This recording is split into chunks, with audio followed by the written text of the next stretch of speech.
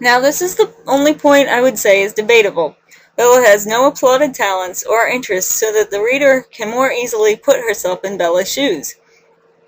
She is the one who cooks all the meals for her father. Whether or not she enjoys it, she is good at it. She is, however, an excellent student. Let's take a look at her own words about various school subjects. I kept my eyes down on the reading list the teacher had given me. It was fairly basic: Bronte, Shakespeare, Chaucer, Faulkner.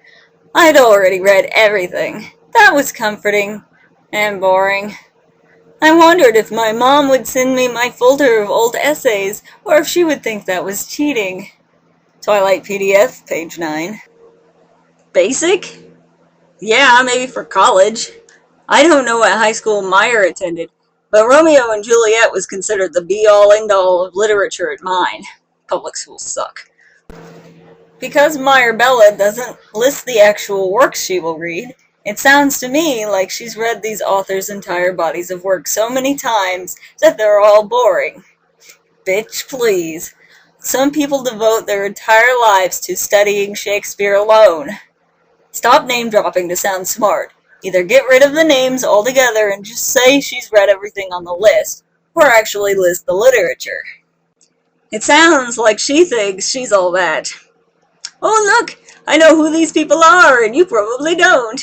Aren't I just the smartest little cookie in class? Why aren't you praising me? Of course, she only reads things that prove to be important to the plot later on in the story. Wuthering Heights is referenced several times in Eclipse as an allusion to Edward and Bella's relationship. If she were really someone who read for fun, she wouldn't just be reading a book that's an assignment for class. This is more the behavior of a casual reader than an avid one. She would frequent the library, and she would make more references to the things she's read than what she does. But we're supposed to believe that she loves reading more than any other activity. This is because, if she were genuinely an avid reader, it would alienate the Twihards. Most of the fans of the series read Twilight and nothing else, thus proving whatever they read, so long as they read, to be crap. It does no good if they're not learning something. They're casual readers. And since they're Bella can't read anything challenging. She can't spend most of her time reading or thinking about and discussing what she's read. That's straying dangerously into nerd territory, and Bella is no way a nerd. What? You mean to tell me nerdy is in right now? No way. Still need me to convince you she's a model student? Okay, how about a little science? I was showing off, just a little. I'd already done this lab, and I knew what I was looking for. It should be easy. I snapped the first slide into place under the microscope and adjusted it quickly to the 40x objective.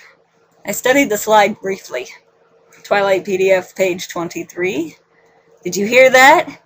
She already did the lab, guys, because she's just awesome like that. As far as flaws are concerned, she doesn't have any. Oh, sure, she's clumsy, but that doesn't count because it isn't detrimental to her in any way. Edward finds it to be adorable. I'll just stay back here, Bella said, embarrassment and chagrin on her face rather than pain. Maybe Mike had got the worst of it. I certainly hoped that was the case. At least she wasn't playing anymore. She held her racket so carefully behind her back, her eyes wide with remorse.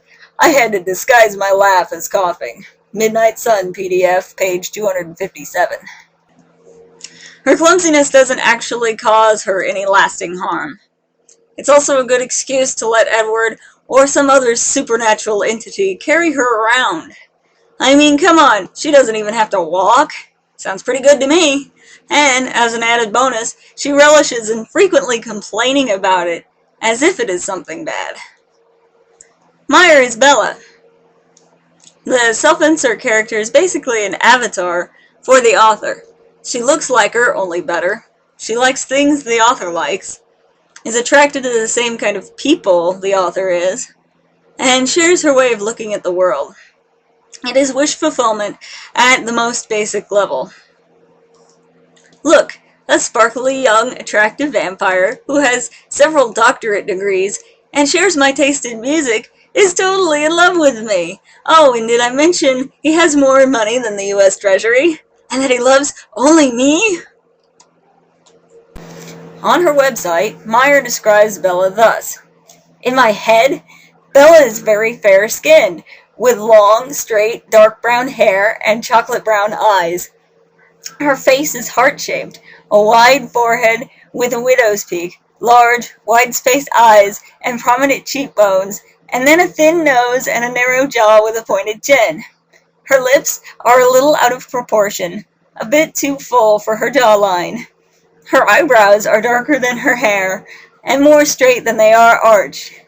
She's about 5'4" tall, slender, but not at all muscular, and weighs about 115 pounds. She has stubby fingernails because she has a nervous habit of biting them. And there's your very detailed description. See what I mean by the character being the author but better? I don't mean to sound like a bitch, but Meyer only wishes she was 5'4" and 115 pounds. Oh, would you look at that? There's another one of Bella's non-flaws. She bites her fingernails, guys! Isn't she just the most balanced human character ever?